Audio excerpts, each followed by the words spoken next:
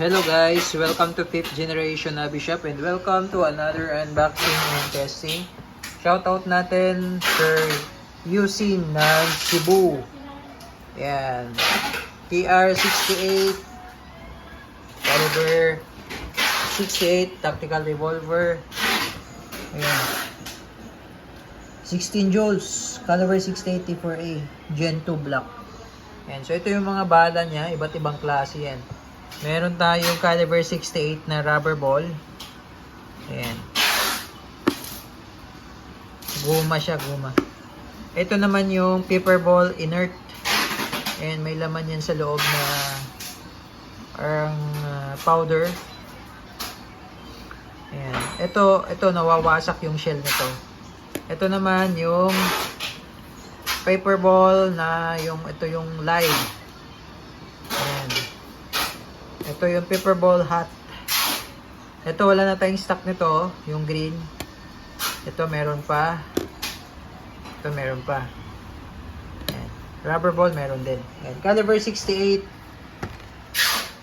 TR-68 tactical revolver, naka fiber optic sight. 5 rounder. Ayan. Ayan. Pwede mo siyang lagyan ng flashlight tapos formahan mo siya ng red dot. Pwede mo lagyan ng red dot optic dyan. Ayan, revolver.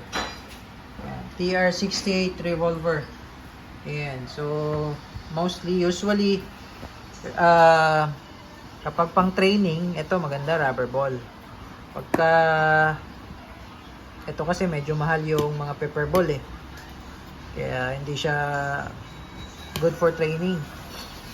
Ito maganda rubber ball pang training. Okay? Kasi ito paper ball to, ito yung may mga chemical kasi ito sa loob eh. Ayan. Okay? So, testing tayo. P480 R68.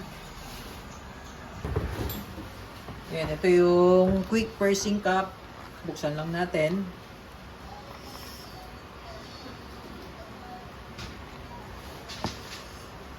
Sabihan natin itong paper ball. Ayan. Tapos, lagyan lang natin ng oil. At yung CO2, lagyan na rin natin ng oil. Ayan. Pasok lang natin siya dito. Pag ganyan po yung pasok. Ayan. Pasok. Higpit. Okay. Pag hindi nyo na naiikot, yan na yung pinakahigpit niya. Tapos, sa ngayon, ilagay natin CO2. Hindi pa siya activated, no? Kumbaga, hindi punctured yan. Kahit na itabi mo siya, hindi maubos yung nandiyan CO2 dahil wala pa namang butas yun. Pero once na pinalo natin to, mabubutas na yun. So, kailangan gamitin ka agad. Okay? So, ayan. So, pwede mo siyang i-stock yan. Pwede mong itago. Hindi mauubos yung CO2 na nandun kasi hindi pa naman siya activated. Hindi pa siya pumped. Pagka gagamitin agad, palo lang. Ayan. Tapos, ito, aangat to, yung indicator, yung pressure indicator pin. Aangat yan. So, ngayon nakalubog kasi wala pang pressure. Ang ganda ng sight na. Ito ang release na magazine, lock. So, bali, ang gagamitin natin ay yung rubber ball. Rubber ball lang kasi yung paper ball mahal.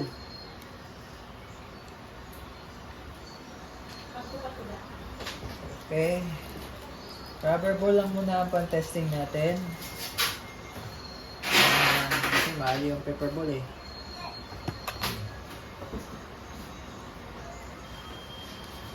Okay. Oh, lock. Okay, tapos ikot mo isang beses. Okay. Tapos, yan, bawa, ano yung barrel, tawag nito, nakatabi. Tapos, pag kailangan mo nang gamitin, mas maganda pagka itatabi mo, paper ball yung ilalagay mo. Paper ball, yung ito, mga paper ball na yan yung ilalagay. Ayan yung magandang gamitin. Pang home defense. Okay, so palo lang. Hindi na ipalo. Yun. Okay. So pagka umangat, ibig sabihin may pressure na. Okay? So testing. Firing. So bali yung distance natin 2 meters lang. Yung malapit lang, oh. Ayan, oh. So tingnan nyo po yung plate. Tirahin natin.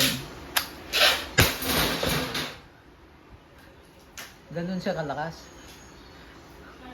Oh, dito na lang tayo sa box. Talagang ano eh. Nayayanig yung plate eh.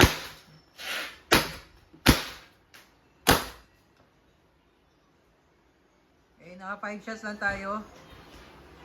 Bali, ano sir, yung ano nito, yung bago mo siya i-release, kailangan naka 3 hanggang 4 na magazine. So, iputok nyo po, no? 3 hanggang 4 na magazine bago nyo i-release yung CO2. Okay? Kasi pag i-release nyo siya na marami pang CO2, masisira, sasabog yung internals yan. So, iputok pa natin. Okay, pangalawang mag to. So, yung rubber ball pwedeng i-reuse hanggat di pa sabog o basag.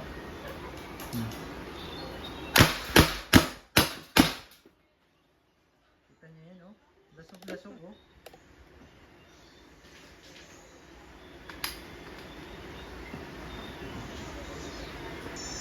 Okay, so nag-load tayo ulit. Ginamit lang natin yung rubber ball na ginamit natin kanina. Pwedeng i-reuse hanggat di pa sira. Pwedeng i-reuse yun.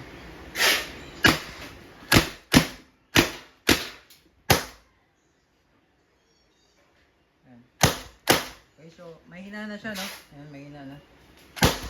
Okay. Mahina na siya. So kahit walang bala, pwede na maiputok. Pag mahina na. Ayan. So pag mahina na, pwede mo nang i-release. Ayan, release mo lang to.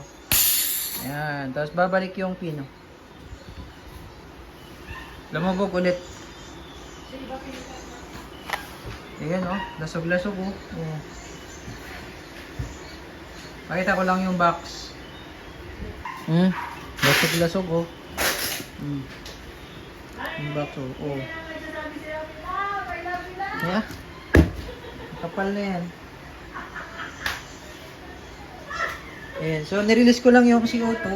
Nirelease ko na. Balik lang natin.